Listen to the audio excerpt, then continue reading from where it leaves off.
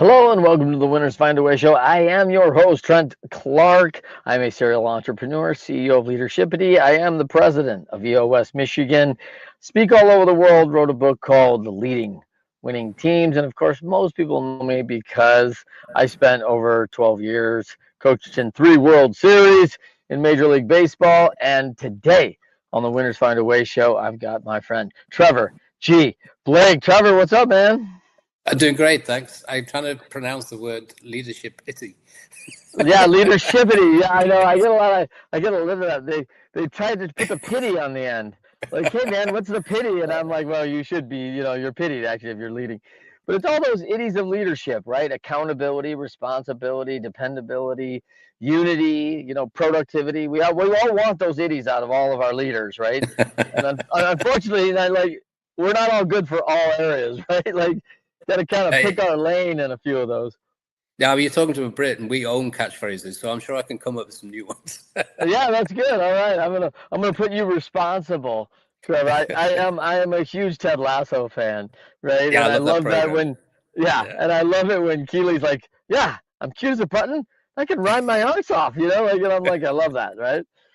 So yeah, it's so good. So Trevor, it's exciting to have you here. Obviously, you are from Liverpool, you and the Beatles, so this is pretty awesome.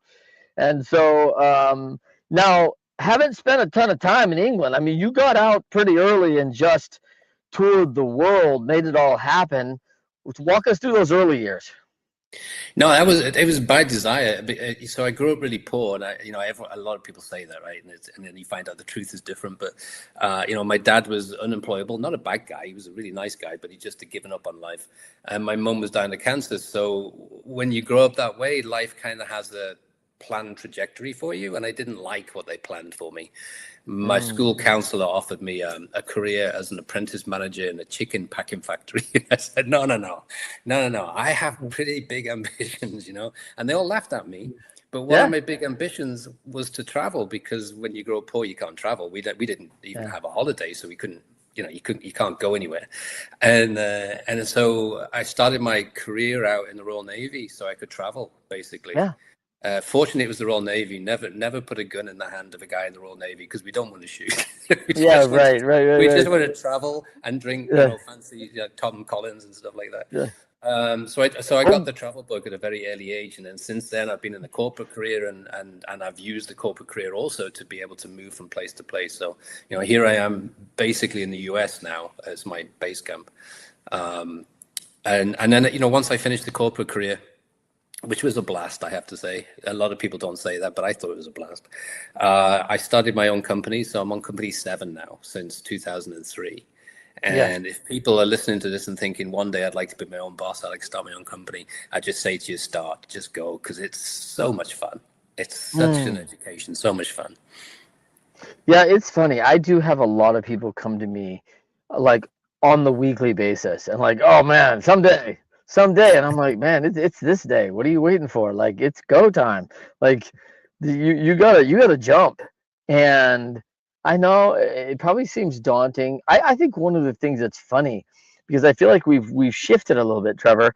I feel like the country is now like telling these kids like, go be an entrepreneur, start a website, you'll make millions. And I'm like, well, that's exactly how it works, man. Like, you're gonna have to work, and I think they're stunned when they find out. It's pretty hard, it's challenging, but there's a bunch of benefits, right? It's pretty awesome. I mean, I'd throw out this, and I throw it out because I've said it to a few people in the States, and they're surprised by it.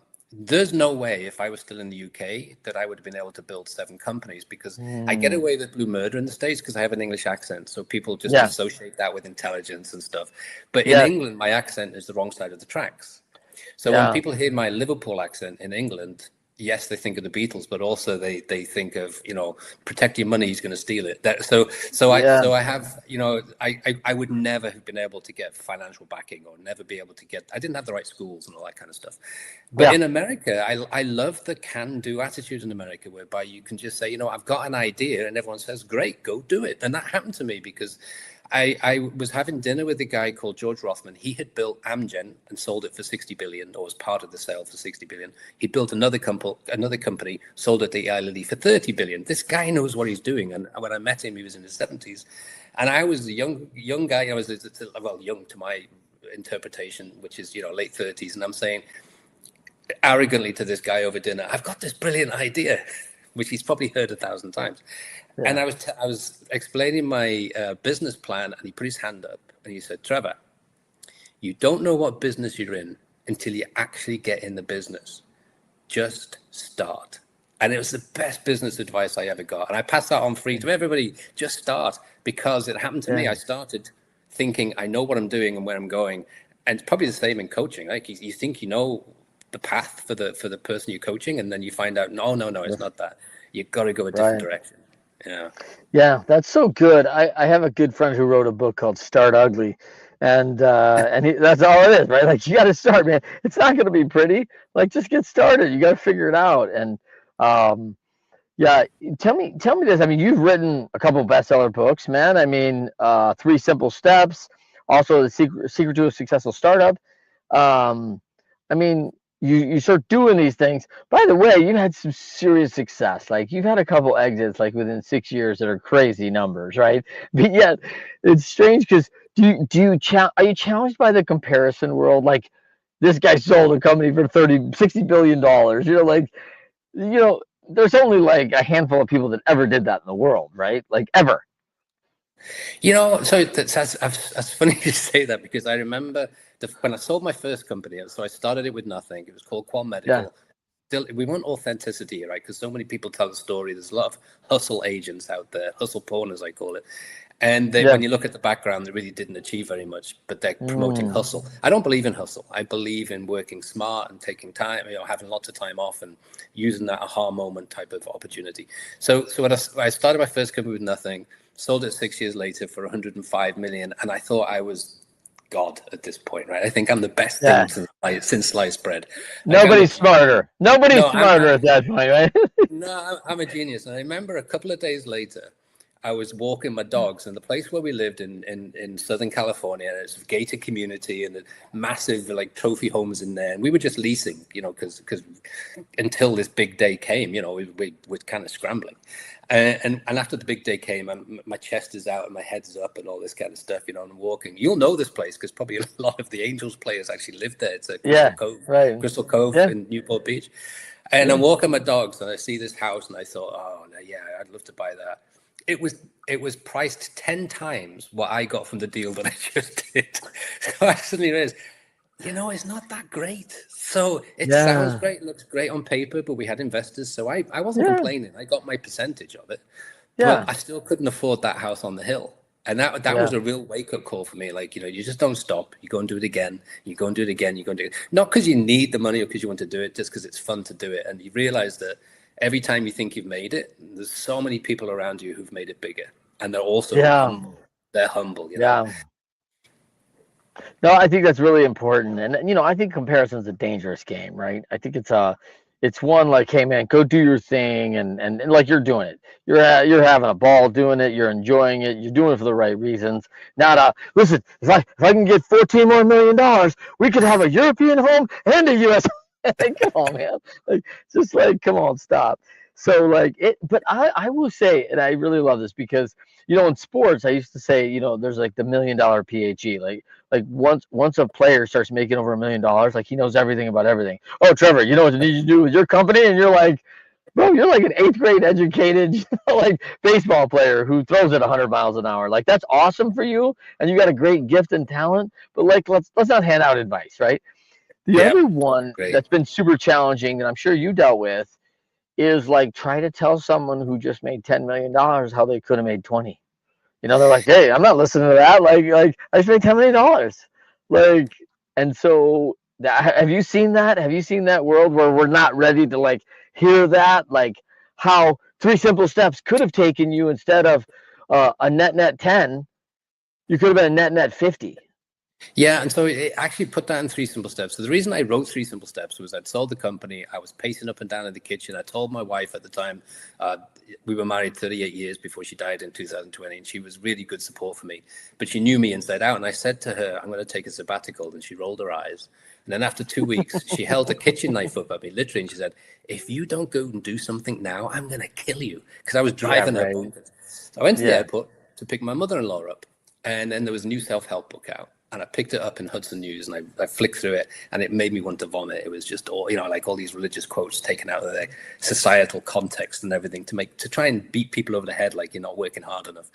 And so I thought I'll write the book because it's after I've achieved some kind of success, and that gives it a certain authenticity that's not Yeah. normally there in self-help and thing. And you can get the first few chapters free on trevorgblake.com. I get my back end team get really annoyed with me because I give so much free stuff away, but it's worth it. The first few chapters, that alone will change your life. And so I kind of got into this world from that way. But one of the stories that's in this book is my learning that, okay, so I'm starting a company. I've figured out precisely that I need to raise $2.1 million, not 2.2 or 2, but 2.1. And I went around the United States knocking on the doors of investors, and I got rejected maybe 50 times.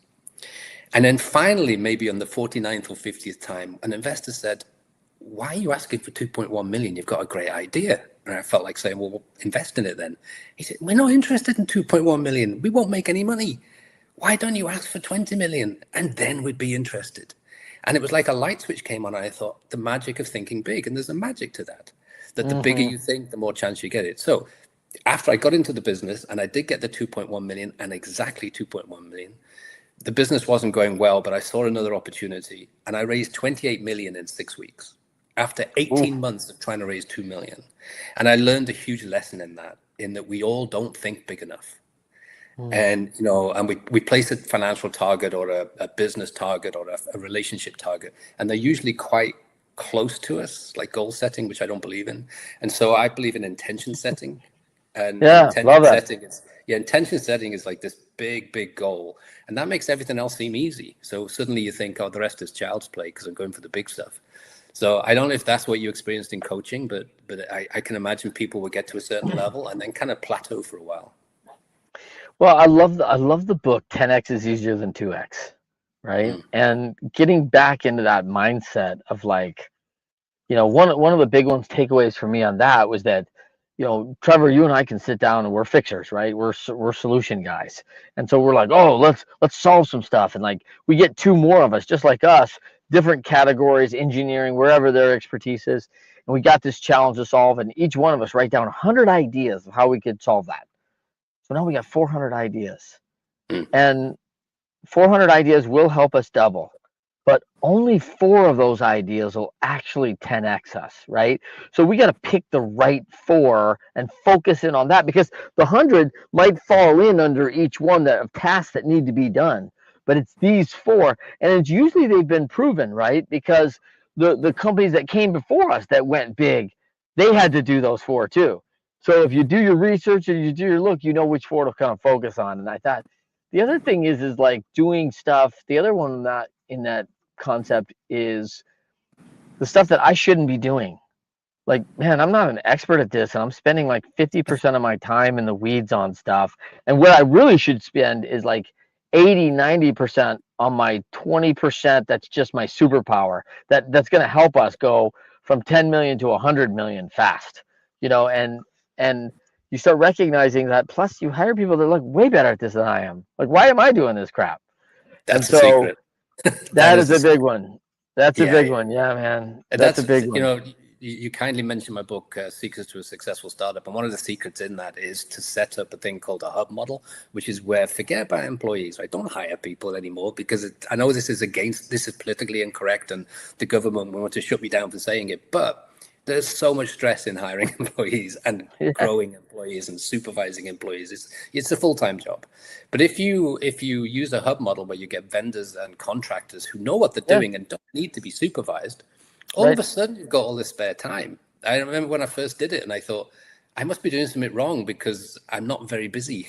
I'm supposed to be, I own this company and the CEO, but I'm spending 1 or 2 hours a day. What's going wrong? But the business took off because I hired people who know what they're doing, and they don't need to be coached. Actually, they just say, let me do it. I'll do it. I'll take care of it. So I like that. I like that thought mentality. It's very But important for and I today also because we have to get big fast. Yeah, I also like our country's built on a meritocracy, right? Like you produce results and you get paid for it, right? That's the whole Mm-hmm. thing. And under that guise of that model, right? Your vendors, they either produce for you or you go find a new one. You will replace them. Like you have to deliver on what you said you would do because we paid you for that. And then if you don't deliver on it, we're going to find someone next time to do it because we don't need you anymore. We actually need someone who can get it done and without our supervision, without us taking care of it, because you're being judged on your performance. Is that fair? Yeah, and so with a vendor, if they don't perform, you don't renew the contract, right? That's You right. have a contract. If Yeah. they haven't abused the contract, you just don't renew it when it comes in, Yeah. and that's stress free. With Yeah. employees, and I had a corporate career where I was, I had a good corporate career. Went from a trainee sales rep to VP commercial development in about 8 years. That's a pretty good fast track career. As the Yeah. VP, I was spending all my time sitting in meeting rooms talking about how to keep the employees happy. That was my job, and it was pointless because I would say, well, these people are. It's not that they're wrong, and it's not that they're bad. It's just that they're in the wrong space. They should be working for a different type of company in a different type of job, Yeah. and they don't realize that they want this job, but they're not cut out for it.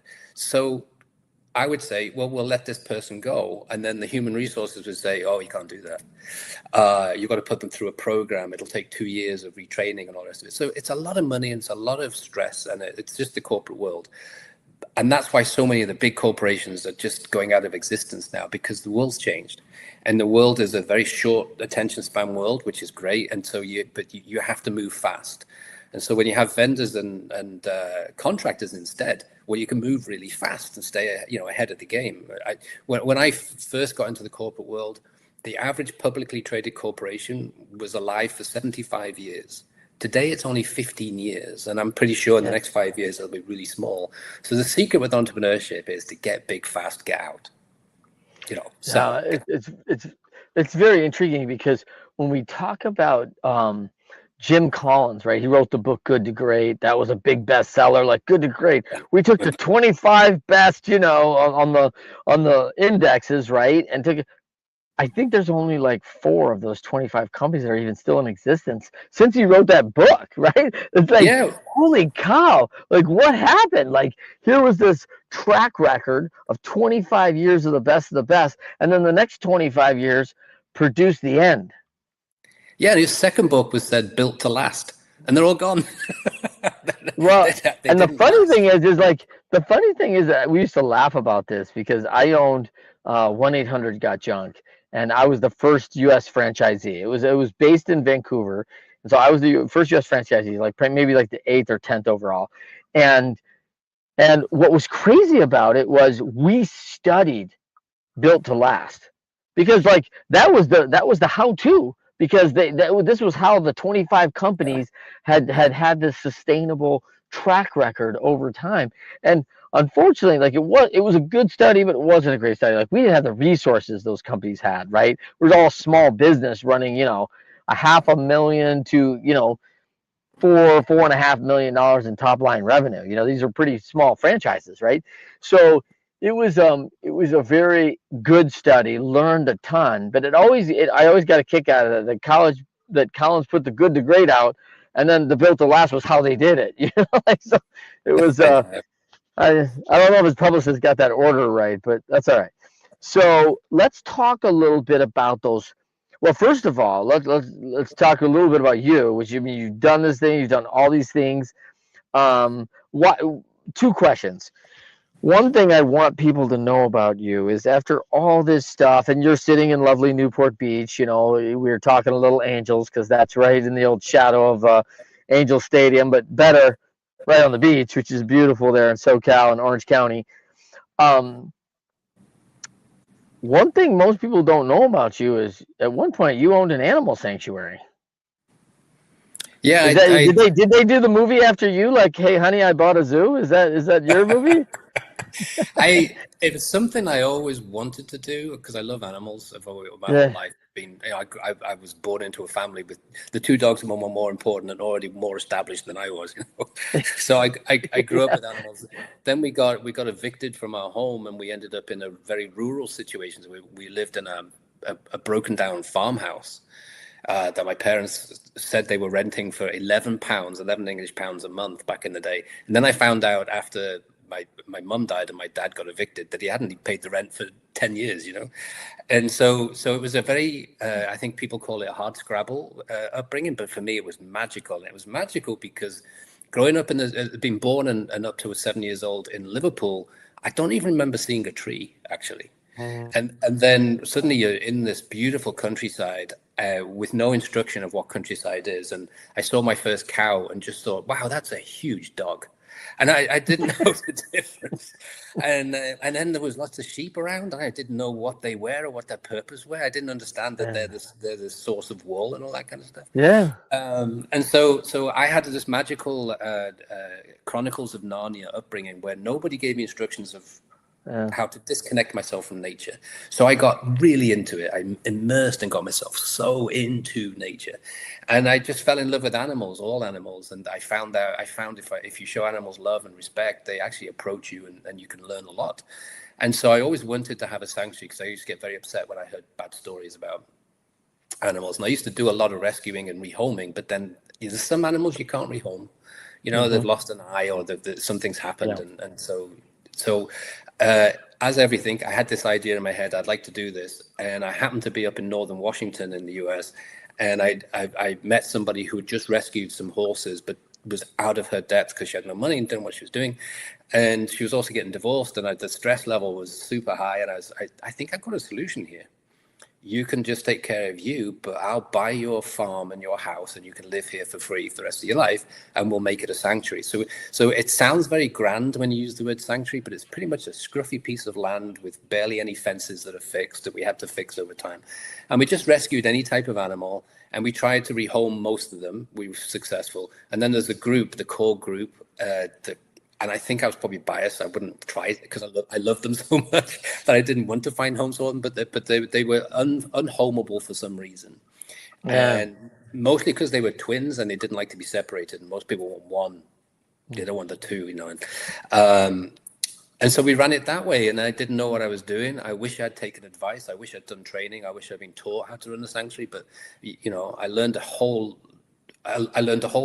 new set of skills about how to handle volunteers, which is very different to vendors and very different to employees. Mm. Because if they don't want to turn up, they don't turn up, and someone's got to, muck out the stables.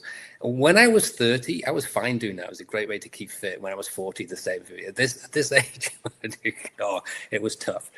And so the short story of a very long, beautiful story, because those animals taught me so much about myself and about the world. After my wife died in 2020, it just wasn't the same because we did it together, and it just wasn't the same. And I felt if your heart's not in it, it's not fair on the animals. And I was thinking about a solution, and I decided, I don't know what to do, but I'm feeling a bit low. And so I went and to one of my favorite places and had a beer because Washington's great for microbrews. So I had one of my favorite beers. And I started talking to the person next to me, and she had just built a school for challenged teenagers who hadn't had parenting skills. And she said, we built a special school and we've got a petting zoo, but the problem is we don't have any pets. And it was just like magic. It was like, wow, that's pretty impressive that you found a solution for the two of us right here. We're right next to each other in a bar. Mm. I've just come to the bar miserable, thinking about what am I going to do. She's come into the bar miserable, thinking, how am I going to get animals? And so I said, well, I told her what I had, and I said, well, just move it. And within 2 days, the whole thing moved into this school in Issaquah in Washington. And there it is now. And so I'm relieved of the responsibility. I miss it terribly. But I do know that some of the animals would not like to see me turn up because they associate me with being moved a lot. Because we moved around, we got too big too quick, and then we had to move to more pasture. It's not an easy. It's a beautiful thing to be involved in, and a lot of people have a fantasy about it. My experience that I would pass on is go get training first, because I made so many mistakes. I made a ton of mistakes, as we all do, but you don't have to make the mistakes to learn. You can learn from other people. That's why I love reading Right. biographies. I learn from everybody else, you know. Yeah, let's I love that. Let's before we get into three simple steps, let's talk a little bit about head of imagination. Why did you get that title of those around you? They love that. Like Trevor Blake, head of imagination. Like what how did that land?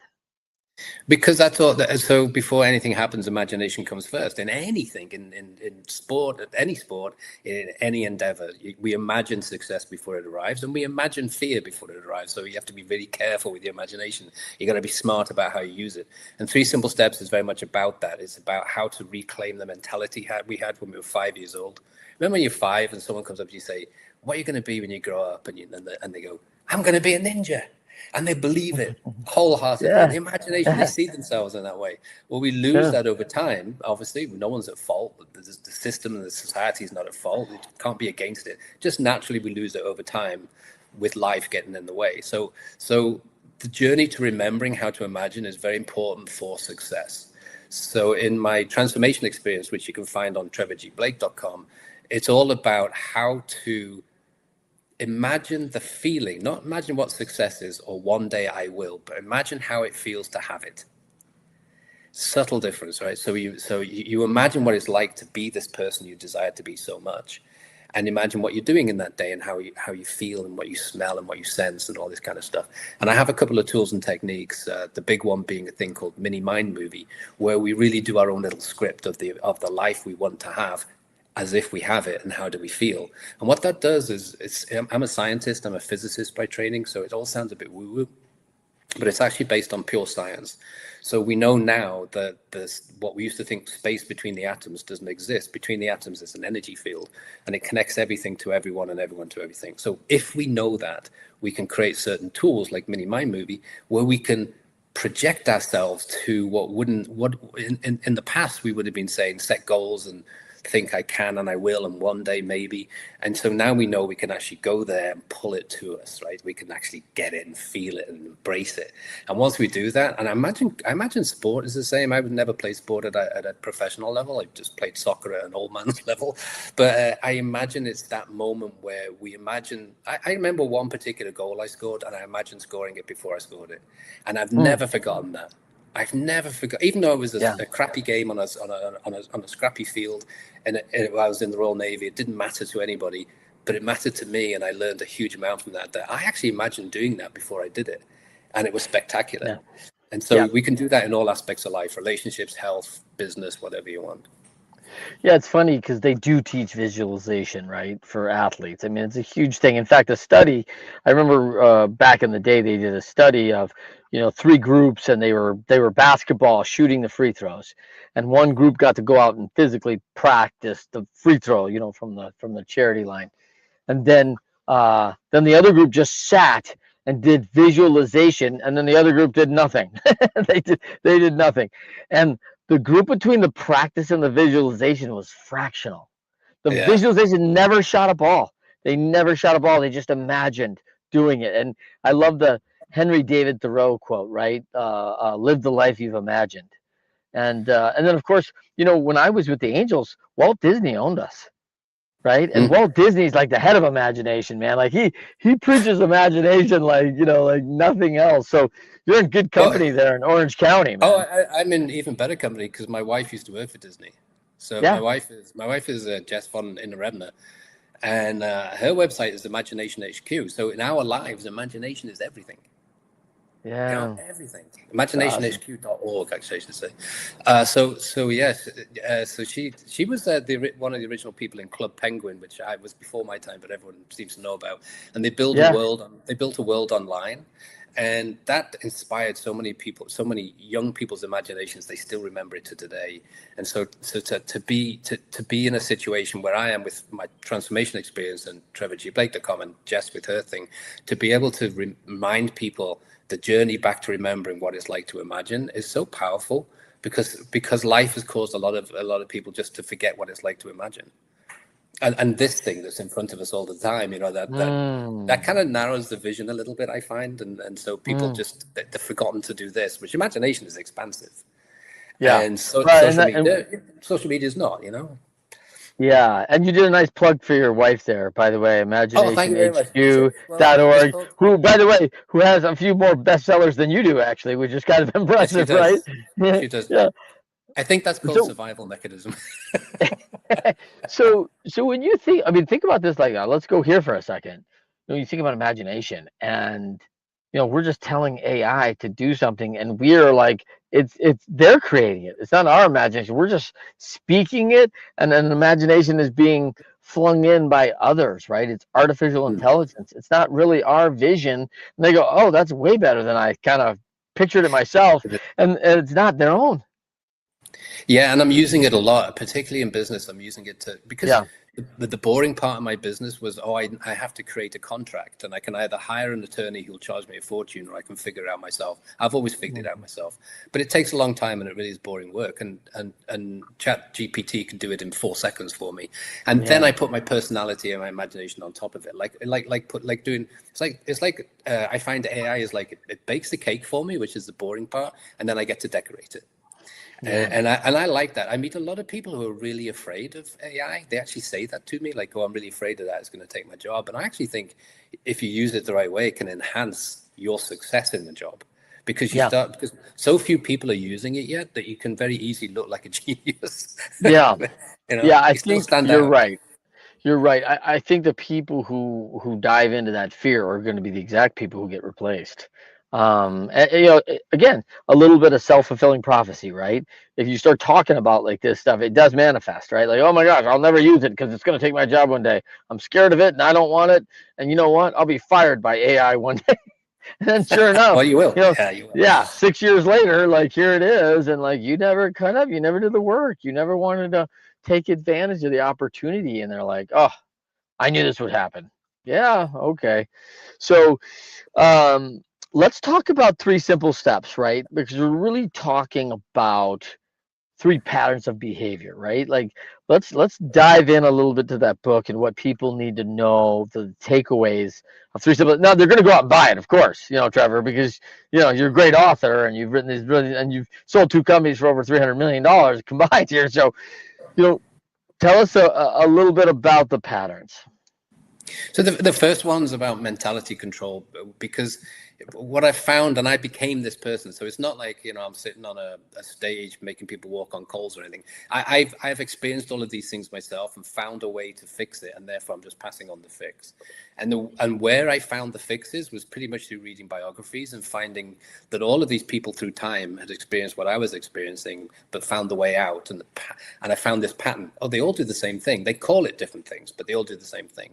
So the first step I call mentality control, which is basically stop making decisions because you want the people to be happy about you. You make a decision because you want their love or their like or their approval. Make decisions that are really right for you, regardless of what other people think. And that's quite a shift for most people, because we've been brought up to be selfless, right? And so we make decisions and do things for the benefit of others, typically. And so it's about going back to control mentality. And so it's the opposite. I'm an anti-expert, so it's the opposite of positive thinking, which is in my opinion, complete and utter nonsense. Because that the brain takes 500 milliseconds to form a thought. So we're actually feeling beings who think, not thinking beings who choose a feeling. It's the other way around. So we see something, we hear something, we immediately get a feeling, then we create a thought. And you can't be positive. If you see a grizzly bear running at you, you're not going to think, wow, isn't that beautiful? That's positive thought. No, you're dead, right? So you're going to say, I need to get out of here. So you need fearful thinking for survival as much as you need positive thinking for anything else. So I'm not a fan of the positive thinking new age movement. I think it's complete. I think it gives you dangerous advice. But what you can do is, when you've had a thought, you can choose how to react to the thought you just had. Okay. And that's mentality control. So, and I do it all the time. I'm as flawed, if not more flawed, than anybody. So I can often find myself using self-sabotaging thoughts, and then I'll think, no, I shouldn't have said that. I shouldn't have done that. I shouldn't have thought that way. And then I'll react differently. So a good example, and this is one of the tools I teach in transformation experience. You go into the bathroom, look in the mirror, and look at yourself and say, oh, I feel so tired, and see what happens to your reflection. And then close your eyes and open them again and say, I could use more energy today. and see what happens, not just to your face and your expression, but to your whole body, how you lift yourself up. So it's the question of reacting differently to the thought you just had for your benefit. That's mentality control. The second step is how to take this new formed mentality and not destroy it by sitting on the couch watching news headlines that put the fear of God into you, but putting it into a place where you're going to get some benefit. And so we use a lot of, let's get out into nature now. When was the last time you saw a starlit sky? When was the last time you walked barefoot on the grass? Let's do some of that stuff again, like we did when we were 5. And then I introduced meditation. For a lot of people, when you use the word meditation, they just want to hide behind a couch. And I understand that. But for me, meditation is so simple. It's just being quiet for 20 minutes. And don't you deserve, as a human being, to give yourself 20 minutes to you? And that's all it is. I call it taking quiet time, sit on a chair for 20 minutes, just try to do nothing, try to think of nothing. It's impossible, but try anyway. And you get incredible benefits. You get those aha moments. So suddenly you get, oh my God, why didn't I think of that a week ago? I've been bashing my head against my laptop for a week, and the answer comes to you. That's the thing. And then the third thing is what we were talking about before, which is, okay, now you've got this new power. You're in touch with your intuition. You're in touch with the connection. You've got control on your mentality again. Where are you going to direct this power? And so the third part is about intention setting, which is where we build this thing called the mini mind movie, where we put ourselves into the position we want to be, and we start to imagine through our 5 senses what's that like. What am I smelling? What am I hearing? What am I tasting? What am I touching? What am I feeling? And what am I seeing? And all that together then gets us this sense. I call it window shopping. We get this sense of what it would be like to have it. And then sure enough, we end up having it. And when we have it, the attitude isn't like, oh, this is great, this is fantastic, I'm the best person in the world. The attitude is total gratitude, like, I was expecting it anyway. Isn't that fantastic? Thank you. And I'm pretty sure, I mean, I haven't been in your world, but I'm pretty sure if you were, the visualizing, succeeding and winning, that when you win, because you visualized it so much, it's probably more gratitude than it is jumping up and down on the top of a hill. There's that moment where you feel great, but then there's the other moment where you feel that was really cool and thank you, and I want to do it again. Yeah. Awesome. Love it. So when you talk about, now let's talk about that, how that projected into going fast, because the speed of business is always a challenge, right? It's moving at different paces all the time and in different industries, right? And of course, we've gotten used to this unicorn statement, right? Like, oh, you're worth 100 million in 10 months, you're doing it wrong. It's crazy. Like, okay. Like, so these things have come very fast, and we've seen a couple of brands that have gone off the charts very quickly. And by the way, gone away very quickly, right? When you think of like MySpace and some of the things that were early technology in the social media space, those things ended. Now, let's talk about how you applied these 3 in your last company. So I don't have a last company. I'm running 3 right now. So one of the things I learned, let's say the one that you sold over 200 million. How about that? Okay, so that company was called Our New Pharmaceutical, and I licensed a portfolio, and I saw something. So I took 3 simple steps. I used the mentality, and when I was looking in the mirror, I would say, even though I hadn't even started yet, I am a brilliant, successful businessman, and I have sold, not I will sell, I have sold my first company for at least $100 million. That was my first ever intention that I wrote out, that I practiced, that I played in my head. And I'm happy to share it because it's an old intention. You should never share your intentions with anybody because you invite negative energy, and you don't want 2 negative energies to connect. So that was my first intention. And so of course everybody around me is saying no, because you're not good enough. I remember I had a row with my boss, my CEO, and I said, okay, I'll do it myself. And he said, Trevor, you're not good enough. You don't have financial background. You're in middle management. You're not even at the top. You don't have what it takes. Just go and get another job. And it made me mad. And that was in a company in Minnesota, and I was walking through Minneapolis airport, and I just said, right, I'm going to show this guy. And so I decided to start my first company. But then because of that barrage of negativity that I received from him, it gets in, it seeps in. It doesn't matter how strong you are, it seeps in. And so I had to create tools and techniques for myself to overcome the self-doubt. And so one of the Mm-hmm. things I would do is get into the mirror and say how brilliant I was and all the rest of it and set that goal. So the mentality control is all about that, right? So I'm doing this for me. And then I needed an idea. So you mentioned right at the beginning about winning ideas. They're not common. And there are, Mm. there's no shortage of ideas, but there's quite a shortage of winning ideas. So how do you get a winning idea? That's the first chapter in my second book, Secrets to a Successful Startup, how to get a winning idea. And I realized, and I flicked, and I realized that it's not about what you're good at. It's not about what you love doing. It's about fixing stuff. It's like, what's got under your skin? Well, go fix it. You've got an automatic head start because no one else is doing it. If they were, there would be a fix. So you've got an automatic exclusive market from day one, and that's the secret to a winning idea. And so I use the second steps in that to use my intuition to come up with this idea, and then I set that intention setting. Like I have sold. So in my mini mind movie, the feeling of what I've done the day after I've sold the company for at least 100 million, and it was only 6 years between beginning and end. I imagine spending the whole day, 24 hours in my pajamas and slippers because I could. And when it happened, and it happened on a Tuesday, and I didn't know till I got off the plane in Seattle that it actually happened, I stripped off, put my pajamas on. I went to my favorite restaurant. It was a one Michelin star restaurant in Bellevue. And I ate at the table in my pajamas and slippers. And no one asked me why. Nobody stopped me. They just thought, well, he's English, he's eccentric. Yeah. It was magic. I had imagined that a million times between day one and the end of year 6, and I actually got to do it. And that's the magic of the 3 simple steps. You get to live what it is you dream, and I don't think there's anything better than that. Who doesn't want Yeah. that? Well, it's an interesting thing because I hear a lot of people say, live the dream, right? Live the dream. And my first experience this, well, I was young. I was 25 years old, and I had dreamed of playing in the major leagues and being on top and being the best baseball player, right? And I was good as a kid, but not that good. And so um by the time I was 23, they were telling me, hey, you're going to make a good coach and your playing days are done, basically, is how that works. And so, it was job transition that was going on there. And so, then fast forward 2 years, just 2 short years, and I'm in the World Series for the first time. And I'm 25 years old.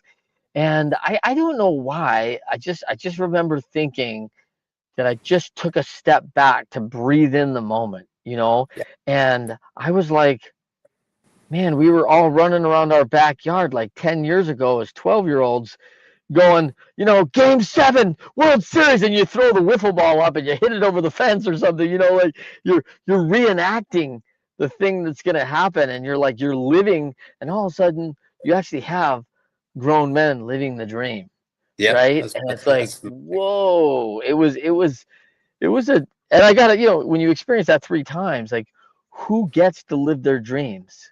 Very few people, Trevor. no, it's a choice. So you choose to It's a live the choice. dream or you choose not to. Yeah, Yeah, yeah. I mean, you can. I hear a lot of people say, yeah, but one day I can and I will. I wish. I hope. Well, you've yeah, killed yourself in those moments. Just killed it yeah. in those moments. And when you learn, and that's the thing about the mentality control. When you learn to change your language to when instead of if only, and you change certain words into, like, I am, not I want or I hope, but I am. I am a great businessman. I am financially independent. I am this. I am healthy. I have a fantastic relationship with someone who inspires me to be the best person in the world. Whatever you choose, but you choose the language carefully. I am a World Did you, Series winner. You know? yeah, did you put those things, like, did you put those in the book where you've talked about, hey, from here, I hope, not a strategy, right? Yeah. I hope to I am. Did Yeah. you put any of those things I in the put book? Yeah, I put loads of common examples of where we self-sabotage so you get Yeah, the habit. And the reason for doing it, it's not to be new age or anything like that. It's because we are actually biological computers. That's a scientific fact. And in our computer, we have 2 chips. One right in the back of our neck. It's called the reticular activation system. It's a group of neurons, yep. and it keeps us in a loop. Yep. And if you don't change it, if you don't recode it or upgrade it, you'll stay in the same loop forever. Like bad relationships Mhm. forever, bad health forever.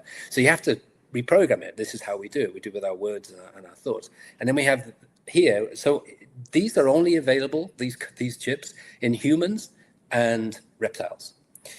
We have another code here, another chip here. These are only available in humans and one species of primate. This is powerful, right? This is why I used to work on a farm for weekend money and stuff, and I couldn't get over the fact that a sheep would fall into a river and then all the other sheep would follow along and fall into the river. They don't learn. These are mirror neurons. They allow us to observe and use that for our benefit without having to do the same thing. So when we see someone put their hand on a hot stove, we know forever that's a hot stove, don't put your hand on it. And we're a very rare species to do this. So how do you use that? Well, you read a lot of biographies and you watch best practices. And if you're a baseball player, you watch every World Series that you have access to in a recording because you want to put yourself there. What does that feel like? And you learn from the experience without having to go through it. And so these are very powerful. That's why we go through all that. The 3 simple steps is basically to rewire, or I think change the source code is probably a better phrase today. Change the source code of these 2 chips. And then after that, you're free to do anything and play with anything because you have control. But most people, you were born with these, but we never upgrade them. We actually allow them to be downgraded, I think. Yeah. I think there's a lot of that. I think that I've told a lot of people I'm like Trent Clark 55.0, right? Like I have to get that new version. I have to get reprogrammed and go through these things. And and I do meet people and it's like, whoa, you're 60, but you're like 12.0. There was never a new reprogramming. Like it was like, hey man, like you can't keep programming as a 12-year-old teen and adolescent. It's like you gotta grow up. And so when you talk about, I love the idea of these biographies. Like, are there things like I don't know if it's a biography, but I read the book on Lincoln, which was like what was the Team of Rivals, how he brought everybody in who hated him, right? And he's like, yeah, but you're the best guy for the job. Like, I don't care how you feel about me. We just need to change the country. And so I need you on the team. And it was like a team of rivals, he called it, because everybody was in the mix. And then he kind of just told everybody, listen, check your ego at the door, man. I don't care what you think about this. We need you for a purpose because you have a skill, a set that the country needs right now. And I don't really care how you feel about him or her. So just let's go, And I was like, it was a great book, but way too long for me, by the way, like 700 pages, War and Peace. Is there like 3 or 4 biographies that you're just like they're go-tos for you? No, I do reread a lot. No, I've read hundreds. And how it came about was where I lived, the English were very unpopular in that day. So I moved from England to Wales, and Wales wanted home rule. So they were burning houses of English holidaymakers and stuff like that. And so kids reenact what they see on the TV, right? They watch the burning on TV, and next day you get bullied, you get beaten up, and it was happening to me a lot. And I have Irish blood in me, so I was a fighter, but I wasn't big, and so I lost more than I won. And in the end, it just didn't seem worth the effort. So I used to avoid them, and the place I went to avoid them was the public library, because they were too stupid to go in a librrie. They never. Right.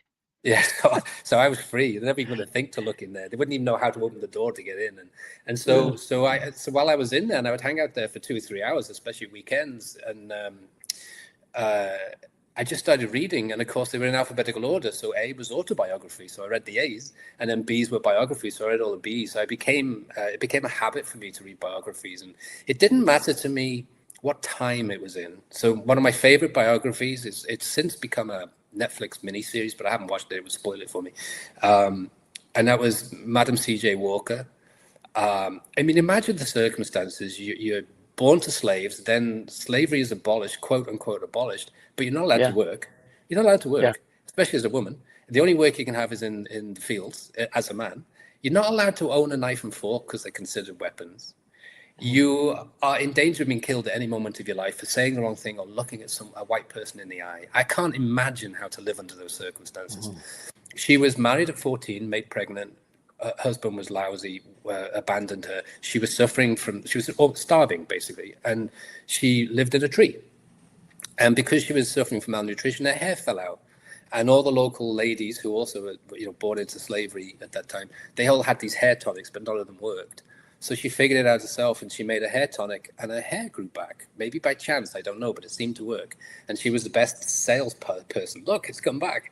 And so she went around and she sold her hair tonic to everyone around there, and she just got bigger and bigger and bigger. She became America's. So the thing is, it gets written out of history because I come from England, where color of skin doesn't matter, and so she gets written out of history because of that, and also because she's a woman, right? No one in those days, no one was to hear about a heroic woman. She became America's first female millionairess. And that's incredible. I was so inspired by that. I remember lying on the floor reading it like this, hiding, thinking, why am I feeling so miserable? This is not, my life is nothing compared to what this amazing heroine went through. And she used her success to change the political landscape. So she was, an anti-expert on lynching. So she basically made a huge difference in American politics as well. And I was so inspired by that. I've never forgotten it. But I was shocked when I first moved to America that no one had heard of her. Yeah. And so if anyone wants one biography that will change your life, I'd go for that one. Well, it's interesting because it's inspiring, right? And as a person coming up who maybe wasn't always inspired around them by that person that you saw, like you got inspired by nature and by the animals, but you didn't necessarily have that model person who was like, hey, I grew up like you and look what I have now. Like, but now you read about these people who did, right? And they're like, whoa, she overcame way more than I have to. like this is way easier. So like it does give you an ability. Like I love that line from The Edge where Anthony Hopkins says, hey, what one man can do, so can another. Like if someone's already done it and they proved it, like we got to go get it, right? You could do it, like it's so can another. His memoir just came out November the 4th. I just finished it. Oh, okay, cool. Yeah. It's Sir Anthony Hopkins. Sir it's a page turner. It's really okay. Good. He's so self-deprecating and humble. I loved it. Yeah. Okay, good. There's another plug. All right, Trevor, tell them where they can find you real quick. Everything's at trevorgblake.com. That's my name, TrevorGblake.com. And there's tons of freebies. So even if we don't cross paths again, you'll come out of it with something. So go take a look, have fun, jump down the rabbit hole. It's a blast. There you go. Jump down the rabbit hole. I love it. For everyone, thank you for joining us on Winners Find a Way. I love always having great guests like Trevor Blake. You see he's got 2 bestsellers. You definitely want to go check that out. Check out his website, buy his book, 3 Simple Steps. Amazing. And The Secret to Startup. So good. And then, of course, our Leading Winning Teams, my book, new book by Bloom Growth, Flourish. Super excited about that book coming out. Little playbook of how we go fast.